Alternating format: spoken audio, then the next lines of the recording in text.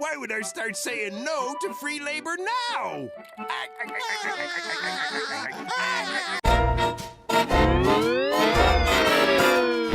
Max and Ruby. Ruby and Max. Whoa, Nickelodeon, you really need to calm down with these inappropriate moments. Isn't Nickelodeon for kids? I used to think that these cartoons were super family friendly, but now that I'm more wise, well, at least I think I am, I can actually see a lot of dark theories stem from our favorite childhood cartoons, such as Spongebob SquarePants, Doug, or even the Rugrats. So you know what, it's time to brace yourselves for this one, and prepare to have your fun childhood memories squashed and tarnished with this video. So you know what?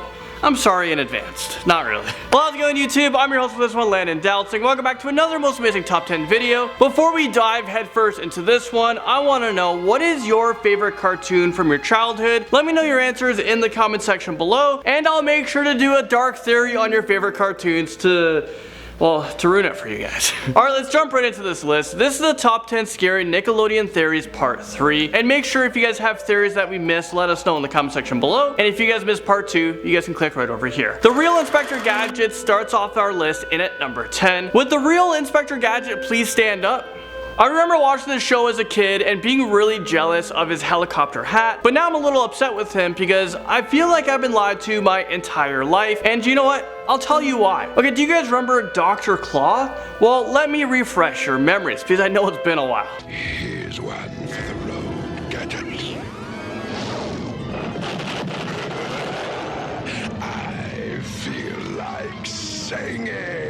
Dr. Claw is the villain of the show, and we never get to actually see his face. Well, as it turns out, there's a really good reason for that. According to some dark fan theories, Dr. Claw is the original Inspector Gadget. Well, let's dive a little deeper, shall we? Apparently, Inspector Gadget was a police officer who died while on the job, but since he was such an important part of the police force, the chief decided to build a robot that looked and acted like the original. The only problem with this solution is that the real Inspector Gadget actually ended up surviving, and after he saw how fast he was replaced by a robot, he went insane and he became Dr. Claw. So why do you guys think we never get to see his face? It's probably because he looks exactly like Inspector Gadget and he doesn't want his true identity to be known. Up next, number 9, we have the real reason why Stoop Kid won't leave his stoop. Well, let's take a stroll down memory lane to one of our favorite shows that I used to watch when I was a kid, and that's Hey Arnold. I know there are a lot of dark theories about this show in parts 1 and 2, and we for sure made its own video, a Hey Arnold dark theories, so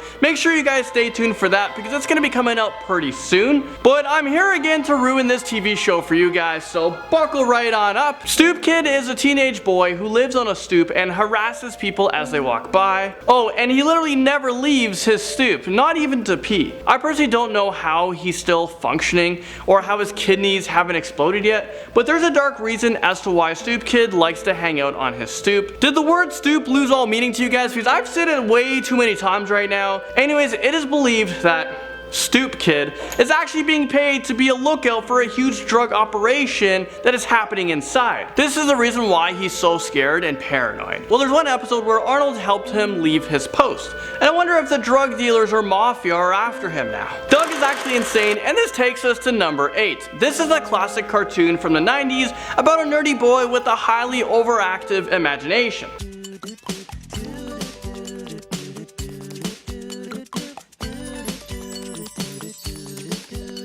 You gotta love that intro. But let's get back to the topic on hand. There are a ton of theories about Doug being insane or that he's suffering from a mental disorder. Some say that he was diagnosed with schizophrenia, and good example of this is when Doug almost rode his bike into traffic while he was having one of his fantasies or hallucinations. And his daydreams are so vivid and extreme that he isn't able to separate his reality from fantasy. Because of this, he nearly kills himself on numerous occasions. But what do you guys think? Does our friend Doug have an undiagnosed medical condition or just an overactive imagination? Let's move up on this list to number 7 with Roger KLOTZ has a rickets. Roger KLOTZ is a character from Doug, and he is the villain of the show who usually bullies Doug. But as it turns out, Roger is also dealing with an illness of his own. Doug might be insane, but Rogers is suffering from a rickets. Rickets is a skeleton disorder that is caused by vitamin D deficiency or lack of calcium in the diet. The main reason why people are saying this because Rogers have bow legs, which is a classic sign of rickets. This disease causes bones to soften, so Roger could be experiencing pain, broken bones, and muscle cramps. Maybe rickets is the reason why he's so mean. He's constantly in pain, so he acts like a bully to distract himself from it. I think he just needs to go outside in the sun more and pour himself a nice big glass of milk. Maybe he'll feel a lot better. Jimmy Neutron and his friends are genetically engineered children, and this dark theory brings us to number 6. I used to love watching the show after school, and for those of you guys who are crazy enough to not watch it, well, and if you guys don't know what it's about, you guys are insane. What is your childhood? Well, Jimmy Neutron is this boy, and he lives in Retroville. He's basically a boy genius who comes up with crazy inventions and takes his friends on wild adventures that usually don't go his way. But now I'm shocked to find out that Jimmy and his friends are all genetically engineered kids who are given a superpower. Then they were placed in a fake family in order to bring out their powers, and the rest of the town is made up of government employed actors. It's sort of like the Truman Show going on here. This explains to why the town never really seems to think that this kid and his friends are weird. He's literally 11 years old and he goes to school in his homemade rocket. If this wasn't a made up town, someone would be calling Child Protective Services and he would be taken away to a foster family where he would never be able to build crazy inventions ever again. Things get pretty messed up at number 5. Max and Ruby are dead. Okay, I'm sorry to do this to you guys, but maybe our favorite, or at least our favorite bunnies, are actually dead. Okay, no, seriously, am I the only one that finds Ruby to be highly annoying and overprotective? Racer! Later, Max. Here you go. You can play with Pinocchio. No one wants to play with Pinocchio. Back off, Ruby. Okay, let's get back to the theory. In the past, Max and Ruby's parents were nowhere to be found in the episode, which made a lot of people think that they were being neglected. This made viewers come up with a disturbing story. Apparently, it's not that uncommon for female rabbits to absorb their unborn babies. So people are saying that Max and Ruby were absorbed by their mother before birth, and they're actually dead, so we are seeing them in bunny heaven. I mean, this list got dark really fast. Doug Funny is a racist, and this crazy theory brings us to number 4. Yeah, that's right. Doug makes another appearance on our list, and I kid you not, it's probably my favorite cartoon on this list, one of my favorite cartoons on this list. I loved it. But what is up with this show having a ton of dark theories? Well, this one makes me really sad because apparently Doug is not only insane, but he's a bit of a racist. I guess I can't be friends with Doug. The Huffington Post believes that Doug and his family were the only white people in the show because Nickelodeon was catering to a white audience. But I was a brown kid growing up. I couldn't relate to the characters, but I still enjoyed you, Doug. Well, every other character in the show are different. I mean, they're like a variety of different colors. So this article is saying that the show Doug is showing kids that only the white race is worthy of the spotlight,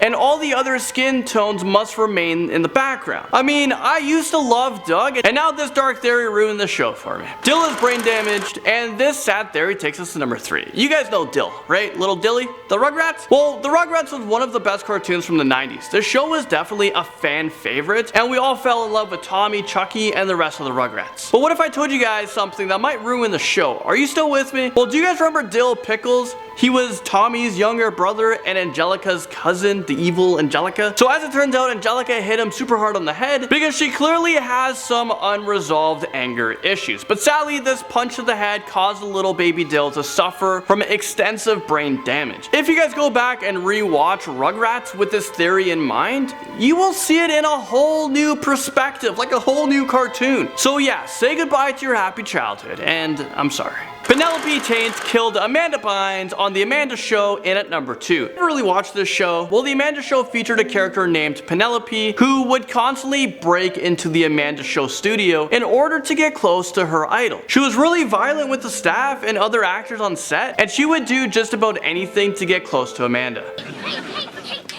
Hey, get back in line. Sir, apparently you don't realize who I am, please. My name is Penelope Taint. I just happen to be Amanda's #1 fan, please. Oh, yeah. Everybody's her #1 fan. Oh, yeah?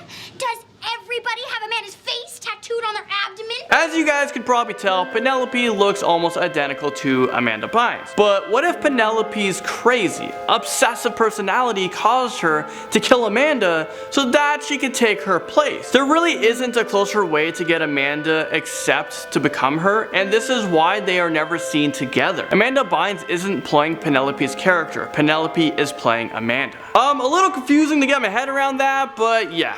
Well, let's move on. Finally, number 1, we have each character on the SpongeBob SquarePants represents a different type of drug. Okay, you know what? This actually makes a lot of sense when you stop to think about how crazy all the characters are. Okay, let's break this down. SpongeBob is on meth because he's super energetic and a little bit paranoid. Patrick is a stoner. Squidward is on heroin. Mr. Krabs on coke. Sandy is an alcoholic. I mean, this theory is starting to make a lot of sense. I never realized how dysfunctional all of these characters are. And quick, someone needs to open up a rehab in Bikini Bottom or get some law enforcement down there because a lot of people need to be getting arrested right now. Or at least we should start a Narcotics Anonymous because they need help, and they need help now. Well, there you guys have it. I just want to say thank you guys so much for watching, and I will see you guys all in the next most amazing top 10 video.